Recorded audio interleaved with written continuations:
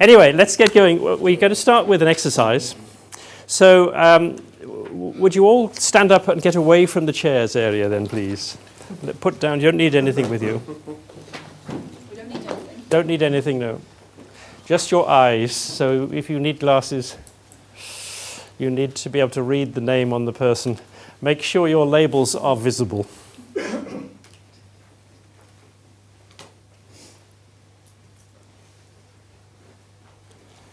Okay, now this is a very simple exercise, but I don't think it's a very English exercise, certainly not for me. And all it is requiring is for you to go up to somebody else, notice their name, and say Sanjeev, and then pay him a compliment. Now, I don't know you, so the sort of compliment that I might pay would be something to do with, Sanjeev, I really like the colour scheme of your T-shirt. I think it's quite exciting. And Sanjeev will then say thank you, and he won't return the compliment. So this is a factor of giving and receiving. It's not a question of barter. And I think we're brought up probably not to be very, very personal about people, and we're always brought up to respond. So this is just about paying a compliment. Now, if for instance, it's Gabriella, whom I know, then I might say something that I know about her background. So the sort of compliments you would pay will be different according to who the person is. So very simple, just walk around the room, meet somebody, greet them, and the first one to speak says, Sanjeev, I really like your T-shirt, I just think it's so warm. And he says, thank you, Richard, move on. Well, hello. So we've got a little bit more energy in the room now. And the same process, though, just communicating through words. So who would like just to give me some idea? What was it like, just the feelings of giving and receiving compliments? Yes, yes. You fix right on the spot. Like yes. That, and you think, never seen this person before, what do I say? And there's a good thing about it, though. You didn't have a chance to get to know each other. So if you hadn't noticed somebody for 2 days, it wasn't embarrassing. Whereas if I'd asked you to do this tomorrow afternoon and you'd say, who are you? I haven't seen you before. It would have... Okay, so...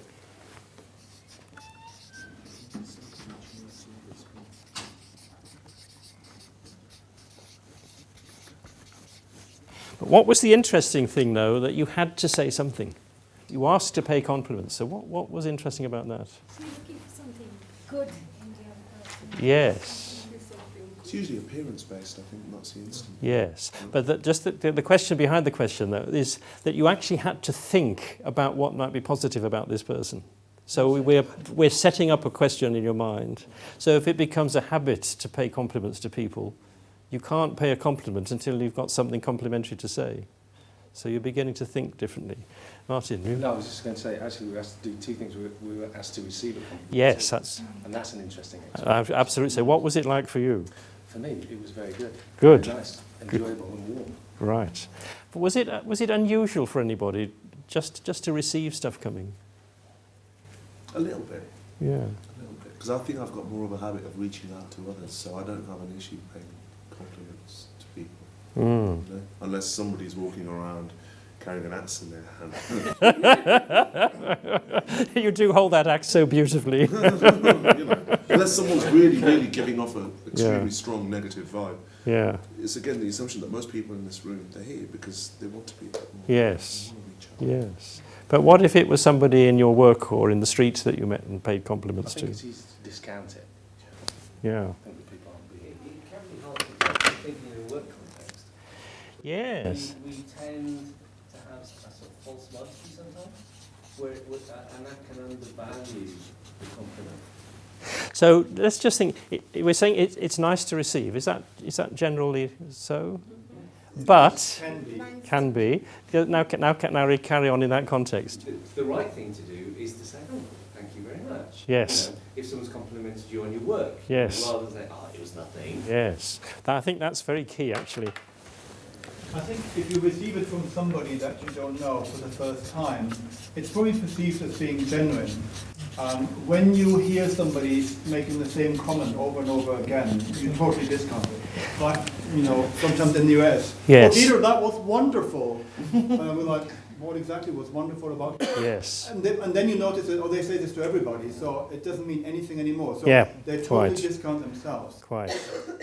What I also noticed is, with some people, I knew exactly what I was going to say, and it was very easy to say it because I had already observed something that I was now able to express. And normally you wouldn't say this. You just think it. But nonetheless, there was something that you wanted to say that in normal circumstances you might not have said. Correct. Yes. Generally speaking, it's harder for people to receive than to give. And it was interesting watching my own reaction to receiving compliments. Sometimes it felt completely natural, and I was okay. Other times it felt unnatural to me, not to that person giving, but to me. So it was interesting noticing when that happened. And also giving compliments. Sometimes you just see sheer terror in the other person's eyes.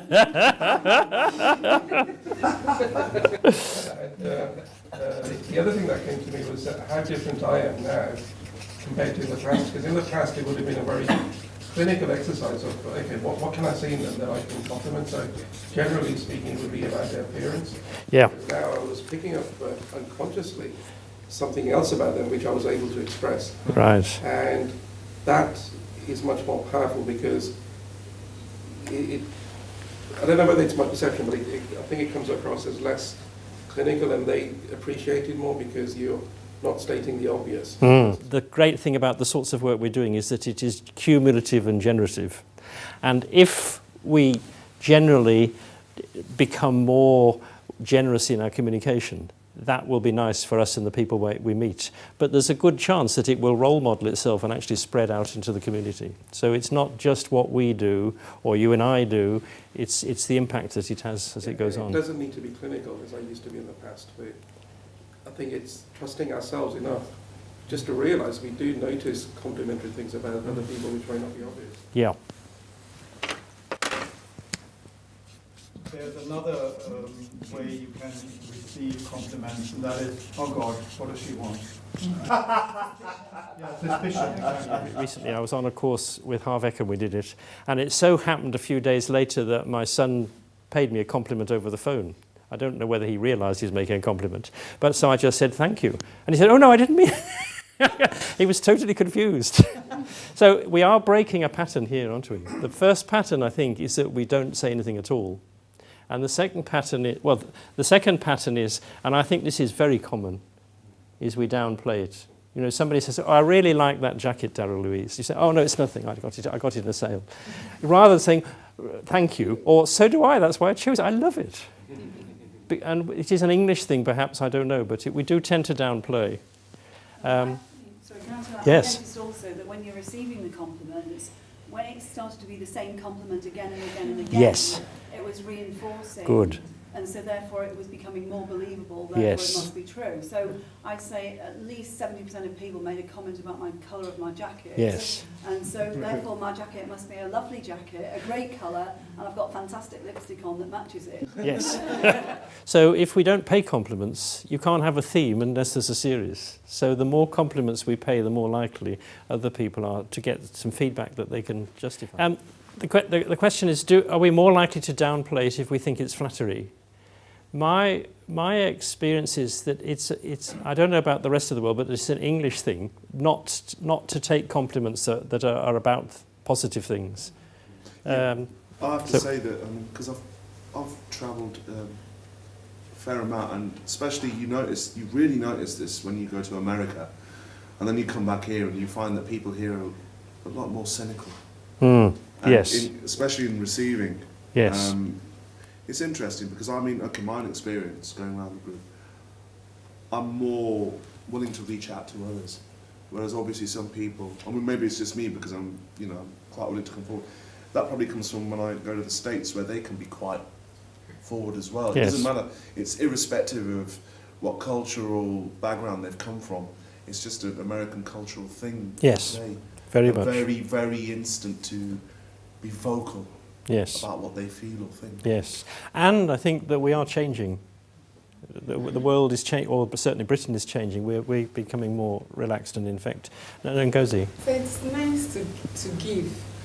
When you give compliments, you feel more positive. You feel better, and you see the good aspect of somebody else. You see something positive with somebody. Yes, I mean, I think that's absolutely true about lots of things. Is that actually giving is good for you as well. Many years ago, I used to commute from mid Wales to the east of England, and on a Sunday afternoon there was a programme on Radio 2, and they had various good causes and so on, and people would make donations of things they'd got would spare and so on, and the person who was running it, if ever a pensioner came on and gave anything, he would immediately say, "Oh, don't do that, your need's great." And he completely destroyed their generosity. And I think almost it is that the poorer somebody is, the more important it is to have something to give away, because it does give you a sense of self-esteem, doesn't it? So giving is as important as receiving. And receiving, I think, is a responsibility to honour the giver. And just saying, "Oh, it's nothing," is actually failing to honour the giver. In Thailand, they have an interesting way to respond to flattery. They have a word which is called bakwan, which means sweet mouth. So they acknowledge it is flattery, but they are flattered. Good, good. I mean, we were saying before, words are just words, but the context in which the words are delivered is really, really important. And that's where the trust and the belief will come. And as you say, that actually flattery, and unless somebody's being cynical, which is different, I think, flattery is a gift in its own right, isn't it? Yeah.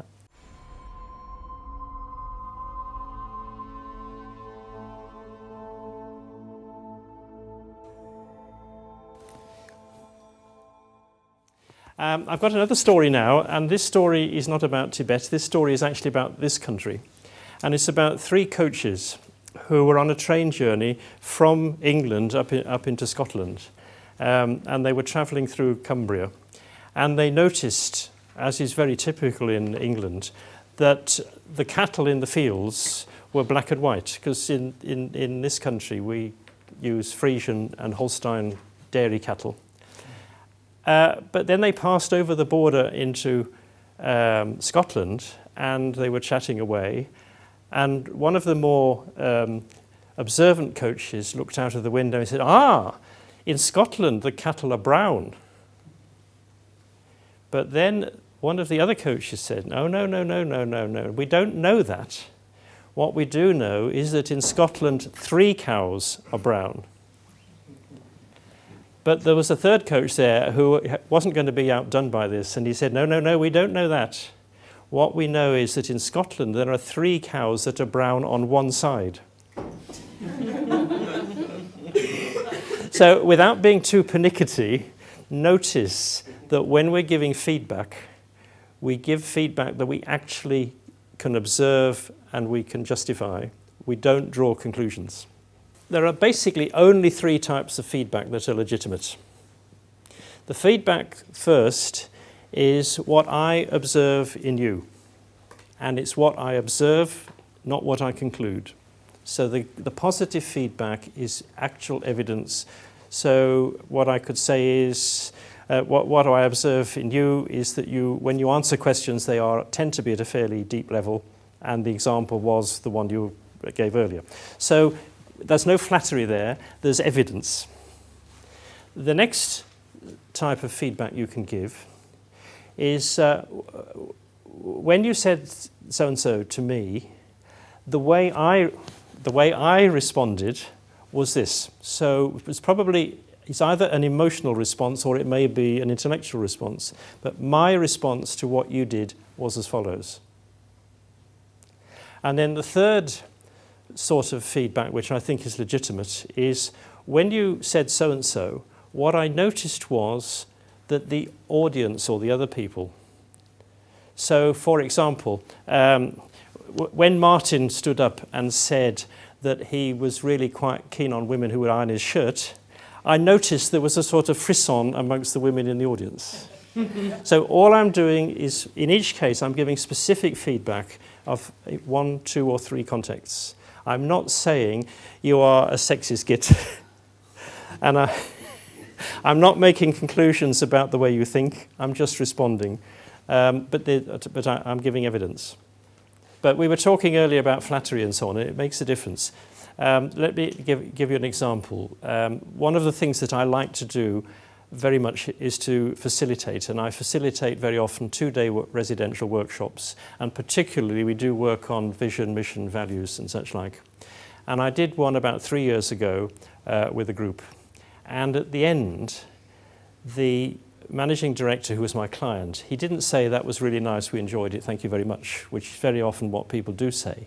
He said, Richard, he said, we really appreciated your facilitation because we've had quite a few facilitators in the past, and my team, they're quite a tough lot, and they tend to run rings around these facilitators.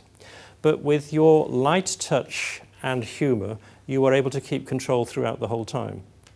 So that gave me 3 things. It told me firstly that I was competitive, and secondly it gave me 2 ways in which he thought I was doing the job well, and they happened to agree with what I thought I was doing. So I was getting positive feedback and I was getting specific feedback. But normally when somebody says, thank you very much, we really appreciate it, it doesn't actually do any good because it is to a certain extent just courtesy. So specific is quite important. I mean, I have a saying that all feedback is a gift. And what I quote was that, unfortunately, when I was threatening my solicitor with taking him to the Law Society, with specific reasons, he didn't recognise I was giving him a gift. But I was giving him a gift because I was pointing out ways in which he could sort out the way his office operated. So we'll come back to that later. But I believe feedback, if it's specific, and also, I mean, I don't know how many have seen 1 Minute Manager.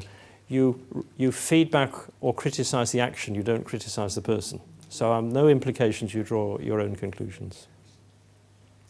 So if there are 3 types of feedback, I would just suggest there are 3 ways of giving feedback. I used to work with a group of people, and 3 of them would give me feedback in different ways.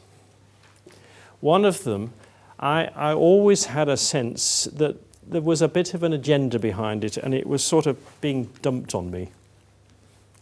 Another one, I knew he would give me absolutely pure and clear feedback. There was nothing, no emotion in it at all, but it was very accurate and very valuable. But then the third one, she used to deliver it to me as if on a silver tray. So it could be the same feedback, but the way I received it was different in the 3 ways, and the way it was delivered was beautifully done. So it wasn't enough just, the feedback was really valuable from the straight one, but when it was presented as a gift, it made it so much different.